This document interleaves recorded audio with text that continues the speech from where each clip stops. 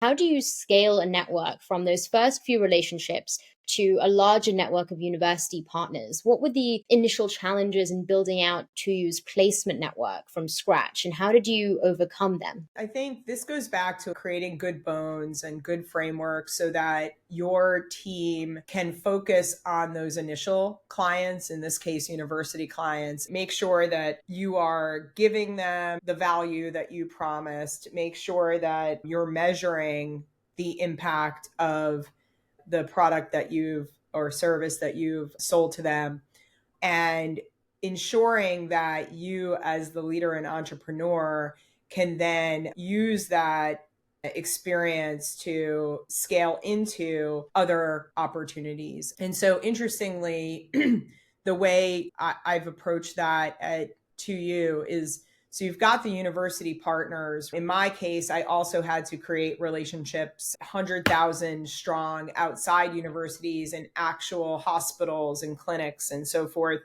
across the country. And really, those two things went hand in hand, because as we got more university clients, it was easier, counterintuitively, to get more people outside in these facilities across the country here in the US to buy into what we were doing, because we could solve dual problems. So in growing one network, I was able to grow the other, meaning if I have more programs that need students to go into these facilities, that may typically engender competition between those university partners. And at first, that's how it felt to our university partners. But once I explained that if I can build this broader network by saying, well, you're not only working with one of my university partners, but I'm actually helping you solve a problem in your clinic or your facility or your hospital by providing you a steady stream of students from multiple universities, the network effect sort of exploded.